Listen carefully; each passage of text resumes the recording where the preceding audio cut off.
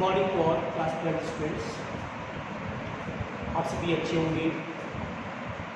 Regularly जैसा कि video lectures आपको बताया जा रहा है। Today's topic is DNA is genetic material. इससे प्रीवियसली हमने क्या टॉपिक लिया था? Transformation, Griffith experiment and transforming element is DNA that is Avery MacLeod and McCarty experiment, जिसके अंदर ये प्रूव किया गया कि DNA is a transforming element.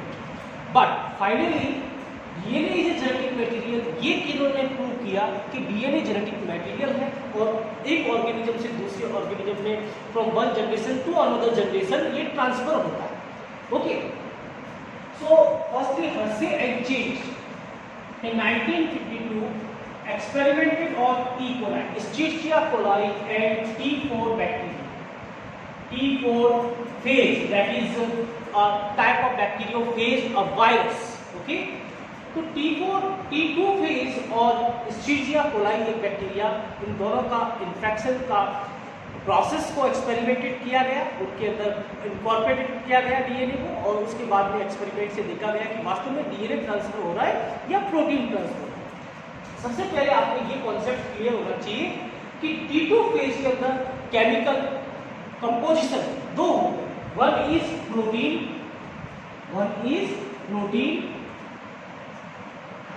That is capsid. Virus की आउटरमोस्ट कवरिंग कैप्सिड होती है, प्रोटीन की बनी होती है, एंड सेकेंड इज डीएनए जो कि इस T2 वायरस का जेनेटिक मटेरियल है। तो पहला कॉन्सेप्ट आपको क्लियर हो गया। T2 phage is what? It is a type of bacteriophage. It is a virus.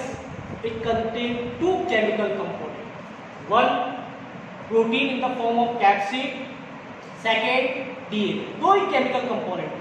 Okay, तो इन दो chemical component के साथ में हमें ये प्रूव करना है कि वास्तव में बैक्टीरिया के अंदर कौन सा ट्रांसफर हो रहा है, प्रोटीन ट्रांसफर हो रहा है या डीएनए ट्रांसफर हो रहा है, और वो अगली जनरेशन में कैसे जा रहा है, कौन जा रहा है, प्रोटीन जा रहा है या जेनेटिक मटेरियल जा रहा है, ये प्रूव करना। इसके लिए सबसे पहले फर्स्ट स्टेप में इन्फेक्शन। इन्फेक्शन के अंदर क्या किया गया कि वायरस और ई कोलाई बैक्टीरिया, ये कौन है ये आपको पता होना चाहिए, ये ई कोलाई बैक्टीरिया, यानी कि एक्सपेरिमेंट के अंदर दो एक ऑर्गेनिज्म को लिया गया और एक non living part that is virus को लिया गया, ई कोलाई को लिया गया और T2 फेज वायरस को लिया गया। इन दोनों को कल्चर किया गया।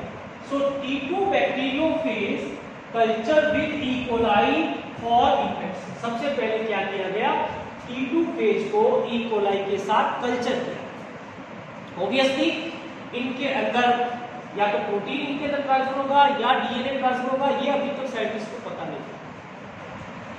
क्या किया गया, फर्स्ट एक्सपेरिमेंट के अंदर सल्फर 35 S35 आइसोटोप का यूज किया गया, यानी उस वायरल पार्टिकल के अंदर S35 आइसोटोप को इनकॉर्पोरेट कर दिया गया। सेकेंड एक्सपेरिमेंटल कल्चरल एक्सपेरिमेंट के अंदर P32 को आइसोटोप को यूज किया गया। ठीक है, फर्स्ट एक्सपेरिमेंट में S35, सेकेंड एक्सपेरिमेंट में P32। Okay, now they allowed to what, allowed to blending, यानी कि ब्लेंडिंग कर दिया गया, उनको इनकॉर्पोरेट होने दिया।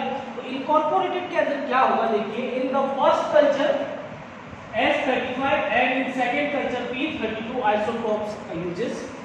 Isotopes is incorporated with bacterial DNA after infection. Bacterial DNA के साथ में इन्फेक्ट कौन सा होता है ये अभी क्लियर नहीं होगा, लेकिन लास्ट में जब साइंटिफिकेशन किया गया, ब्लेंडिंग का मतलब वो इनकॉर्पोरेटेड हो रहा है। इसका मीनिंग है कि जो बैक्टीरिया का जो डीएनए है, उस बैक्टीरिया के डीएनए के साथ में जाकर कौन जुड़ेगा, या तो प्रोटीन जुड़ेगा या फिर कौन जुड़ेगा इसके अंदर, तो बैक्टीरिया के साथ में जाके कौन जुड़ेगा, या तो प्रोटीन जुड़ेगा या फिर इसके अंदर डीएनए जुड़ेगा। वो लास्टली साइंटिफिकेशन के बाद के एक्सपेरिमेंट से पता चला। वही by observe result it concluded that DNA is genetic. किस तरीके से रिजल्ट को कंक्लूड किया गया टेस्ट ट्यूब के अंदर जो पोर्शन नीचे की तरफ सेडिमेंट हो गया था, सेडिमेंटेड रीजन, और ऊपर की तरफ जो फ्लोट कर रहा है। जब भी टेस्ट ट्यूब में हम कोई भी कल्चर लेते हैं, सेंट्रीफ्यूगेशन करते हैं, तो कुछ मटेरियल ऊपर की तरफ फ्लोट करता है और कुछ मटेरियल नीचे की तरफ सेडिमेंटेड हो जाता है। तो इसके अंदर सुपर्ना टेंट के अंदर S25 डिटेक्ट हुआ, सुपर्ना टेंट के अंदर S25 डिटेक्ट हुआ, यानी कि ऊपर की तरफ कौन फ्लोट करेगा? आपके पास में दो चीजें, एक बैक्टीरिया है, एक वायरल पार्टिकल है। कौन हल्का है? वायरल पार्टिकल लाइट वेट होगा, तो ऊपर कौन फ्लोट कर सकता है? वायरल पार्टिकल का कैप्सिड एनवलप जो होता है, जो कैप्सिड होता है वो फ्लोट करेगा, और नीचे की तरफ सेडिमेंटेड में कौन रहेगा? बैक्टीरिया। यानी कि S25 ट्रांसफर नहीं हुआ। वायरल में आप वायरल पार्टिकल के अंदर आपने उसको इनकॉर्पोरेट किया था, वो अभी भी वायरल पार्टिकल के अंदर ही है, वो बैक्टीरिया के अंदर ट्रांसफर नहीं हुआ, क्योंकि बैक्टीरिया नीचे की तरफ सेडिमेंटेड हो रहे हैं और S35 नीचे सेडिमेंटेड रीजन में डिटेक्ट नहीं हुआ। It means sulphur that is a part of protein. Sulphur, एक सल्फर किसमें प्रेजेंट होता है? मिथियोनिन और सिस्टीनिन अमीनो एसिड के अंदर, जो कि प्रोटीन के अंदर पाए जाते हैं। यानी कि protein is not transfer from one generation to another generation. लेकिन सेकंड एक्सपेरिमेंट के अंदर जो डिटेक्ट किया गया, तो सुपर्ना टेंट के अंदर P32 अपर सुपर्ना टेंट के अंदर डिटेक्ट नहीं हुआ, लेकिन P32 जो है वो सेडिमेंटेड रीजन के अंदर डिटेक्ट हुआ। यानी कि नीचे की तरफ कौन है? नीचे सेडिमेंटेड रीजन में बैक्टीरिया है, उनके अंदर वो ट्रांसफर हो गया। And we know that the phosphorus is the part of phosphoric acid of the DNA. It means out of the protein and DNA, the DNA of viral particle is incorporated with the nucleus, incorporated with the nucleoid of the bacteria, and it helps in transfer from one generation to the another generation. Hence, it proved that DNA is genetic material. क्योंकि DNA जो किसमें detect हुआ? Sedimented reason में detect हुआ, यानी कि bacteria के अंदर वो इनकॉर्पोरेटेड हुआ है, जबकि प्रोटीन कैप्सिड जो वायरल पार्टिकल का एनवेलप पार्ट है वो बैक्टीरिया के अंदर एंटर नहीं होता है। तो हर्शे-एंड-चेज ने इस तरीके से ये प्रूव किया कि डीएनए क्या होता है। डीएनए जेनेटिक मटेरियल होता है। ये बहुत ही इंपॉर्टेंट क्वेश्चन है और हर साल जो है आपके बोर्ड के अंदर आता है, तो इसको नोट करें और इसकी नोट्स बनाएं, और किसी तरह का डाउट हो तो आप डाउट सेक्शन में जरूर पूछिए। इसके नेक्स्ट में हम ले लेते हैं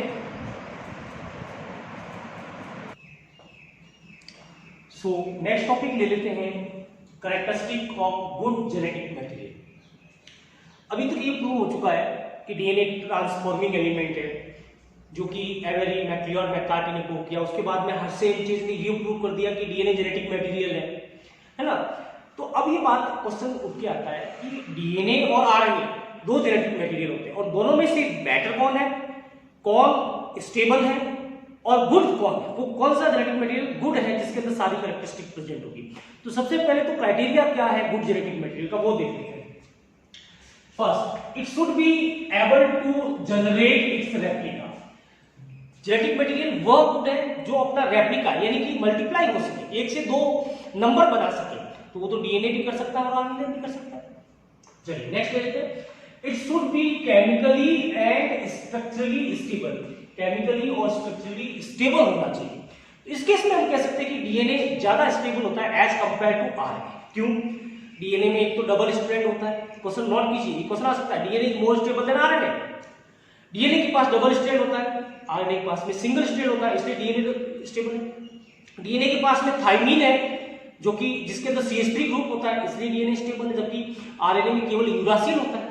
ओके, डीएनए के पास में सेकंड शुगर के अंदर सेकंड कार्बन पर OH हाइड्रोक्सिल ग्रुप नहीं होता है, इसलिए वो स्टेबल होता है। तो डीएनए स्टेबल होता है एज कंपेयर टू आरएनए। इसलिए गुड जेनेटिक मटेरियल कौन है? DNA. Next, it should provide scope for slow change होना भी जरूरी है, यानी म्यूटेशन होना भी जरूरी है। दोनों में होता है, डीएनए में भी होता है, आरएनए में होता है, लेकिन ज्यादा किसमें होता है? आरएनए। यानी आरएनए स्टेबल कम है, इसलिए म्यूटेशन ज्यादा होगा।